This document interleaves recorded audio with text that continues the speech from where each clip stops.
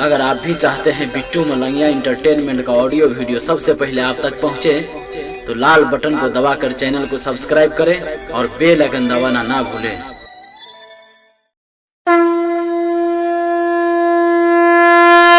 प्रेम से बोलिए कृष्ण भगवान की। Presented by Bittu Malangiya entertainment. प्रेम से बोलिए माखन चोर महाराज की। चूहे माता का से अपने मखान, जब डोलता कन्हैया के मन। चूहे माता का से अपने मखान, जब डोलता कन्हैया के मन। चूहे माता का से अपने मखान, चूहे माता का से अपने मखान, जब डोलता कन्हैया के मन। चूहे माता का से अपने मखान, हवे गोकुल के राजा हो, चोरी करे जाके साझा हो। काम करत चाहे ले उ जवान, चूहे माता का से अपने मखान, जब डोलता कन्हैया के मन। चूहे माता का से अपने मखान। प्रेम से बोलिए माखन चोर महाराज की। आप सुन रहे हैं आतिशलाल यादव के सुमधुर आवाज में डीजे बिट्टू मलंगिया, डीजे बिट्टू मलंगिया।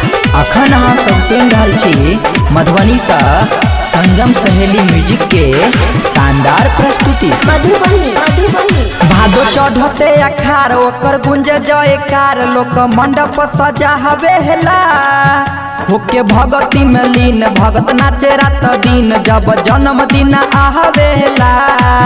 भादो चढ़ते अखार ओकर गुंज जयकार, लोक मंडप सजा हवेला। डीजे धूमधाम से बाजे हर साल, सभे अष्टमी में रहे खुशहाल।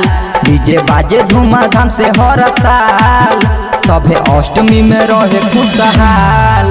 बिना खैले मन रहे टाना टन, चूहे माता का से अपने मखान, जब डोलता कन्हैया के मन। चूहे माता का से अपने मखान। प्रेम से बोलिए कृष्ण भगवान की।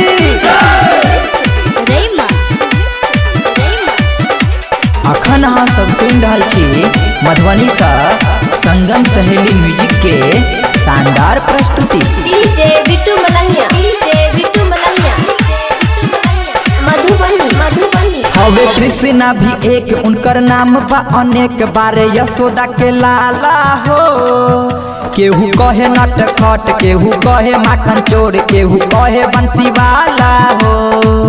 हवे कृष्णा भी एक, उनकर नाम बा अनेक। बारे यशोदा के लाला हो, यादव कृष्णा पप्पू तूफानी, यादव आतिश करेला नादानी।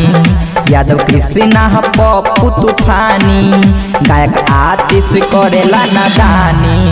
रंजन मांगे नहीं कुछ अनधन, चूहे माता का से अपने मखान, जब डोलता कन्हैया के मन। चूहे माता का से अपने मखान। Presented by Bittu Malangiya entertainment.